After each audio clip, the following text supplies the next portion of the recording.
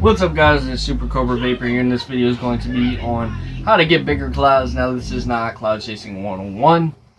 I just want to show you guys how to get bigger clouds. So, the first thing you need to do when first starting vaping, whether you're coming off of smokeless tobacco or smoking tobacco, any form, and whether it be cigars, shisha, cigarettes, cigarillos, whatever it may be, you do want to build your lungs up for that, and you gotta slowly work your way down to nicotine before you can do this. Me, I'm not completely off of nicotine. I'm at a 3, which doesn't affect it too much. A 3 you can typically get away with, but anything like 6 or higher, you don't want to go at high wattages with it. So, step number 1, build your lungs up, work your way up there. Get different devices and work from there. I actually made the mistake of going from a sub-ohm tank to a big ass 30mm RDA, and I'll explain what all this means here in a second. But yeah, so that was my mistake, and if you can hear my sister's music, I apologize for that. So she doesn't know how to turn it down. It's kind of my fault. But yeah. So work your way up through devices, just try different stuff, and get you a better setup for the most part. Now, one of the setups that I recommend after you've been vaping for about a month and a half, maybe even 2 months, is the RX-D3. Now, oftentimes you'll see a lot of these cloud chasers and cloud blowers and whatnot. A lot of times you'll see them use mech mods. But even for a intermediate person, a mech mod is not the way to go because you're not familiar with it. It's like a foreign object to you, so just stay away from mech mods until you get more familiar with Ohm's laws and building and learning about your batteries and what they can handle and what they cannot handle. So stay away from mech mods. Regulated mods, in my opinion, are the best way to go because they have a certain parameter of what you can build in. And if you go below that parameter, or even above, it will not fire. It has safety protections put in place for that simple reason.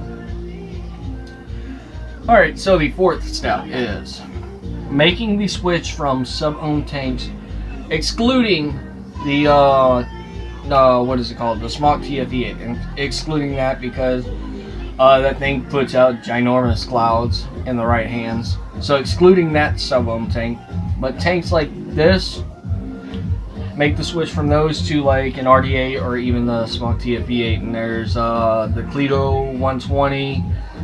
There's a lot of cloud chasing tanks out there, or very good cloud producing tanks out there. I just can't name them all off the top of my head because I don't keep up with that stuff. If I see something that I like this, which is the Twisted Messes RDA, or the Temple, or the TFE8, and I'm actually supposed to be trying to get a Wishbone, Fishbone, not Wishbone, I keep saying Wishbone. Everybody that I've talked to, I said Wishbone. The Fishbone RDA. And it's a really nice RDA. It has a glass top cap. I'm not a big fan of the building, or the deck, but then again, I didn't care for the deck on this either. I like my velocities, and that's what I'm used to. So, with that being said, let's go ahead and take a hit real quick.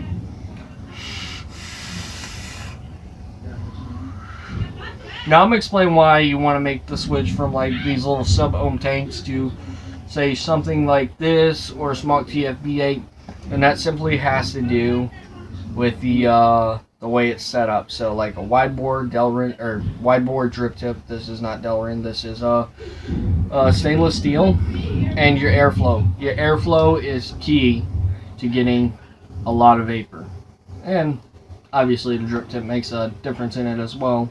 But I can get decent vapor off of this with a 510 drip tip, no problem. I just don't I don't know. I don't like the small bore drip tips. They're too restrictive for me. That's what you want to use for like mouth to lung. That's my personal opinion.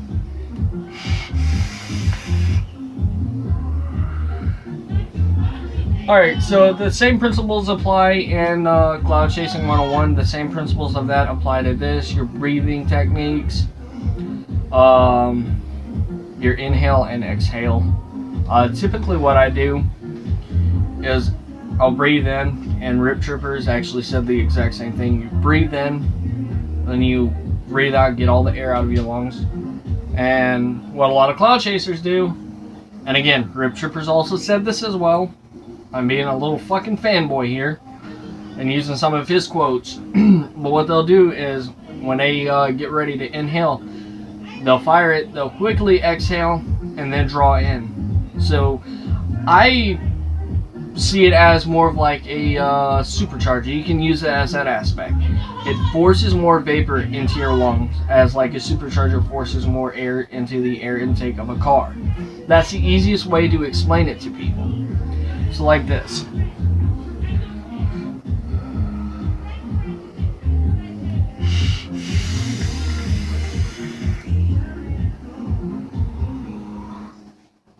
Now, with Cloud Chasing, your exhaling technique for actually blowing the vapor out is a little bit different. And that's only because you're competing. If you're just blowing clouds to be fucking blowing clouds, you don't really have to work on your technique all that much.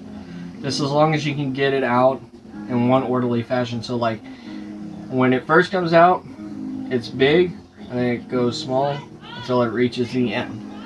And that's typically what I do. And I want to thank my buddy Max for helping me with some ideas for this. Oh yeah, one thing I want to point out is when buying any products, I'm not hallucinating over here. Fuck that, I'm turning that shit off right now because my controller shut off, and you probably heard all that. I don't know what the fuck they were talking about. But one thing I did forget to mention is when it comes to batteries, use the safest batteries possible. Now, I use MXJOs, and I've heard a lot of mixed reviews about those. I heard some people like them. I heard other people say that they're unsafe batteries, they're re-wraps, this, that, and the other. Personally, I've never had a problem with them, but I'm probably going to switch out my batteries eventually because I want to get some LGs or some Sonys or like Samsungs or something like that. Some of the more recognized batteries. MXJOs aren't really that recognized for the most part, so yeah. And always,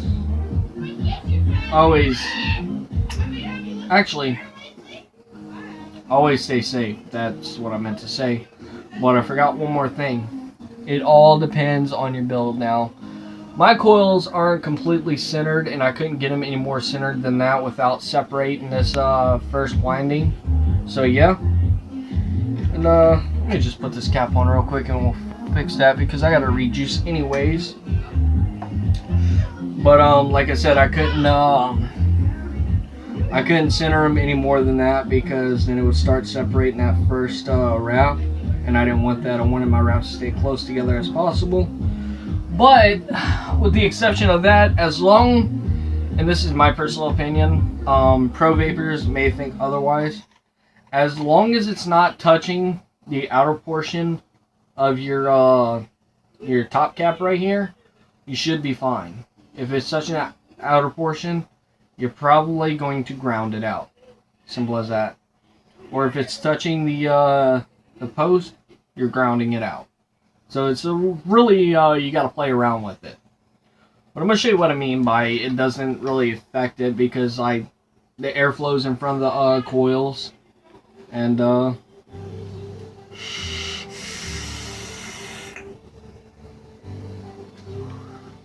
see what I mean? It doesn't affect it at all. And I know I didn't do my normal technique.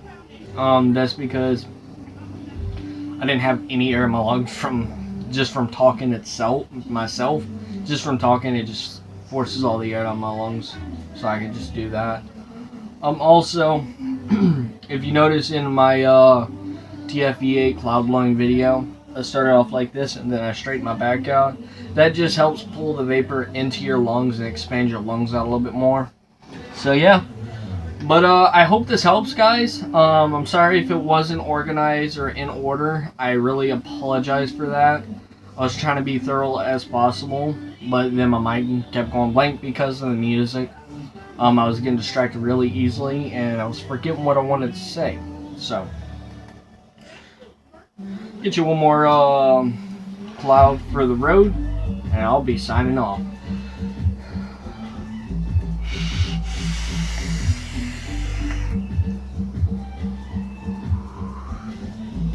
It's Demented Caliber. I'm using my old fucking channel name.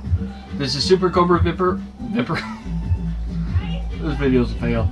It's Super Cobra Vapor. This is Super Cobra Vapor signing out.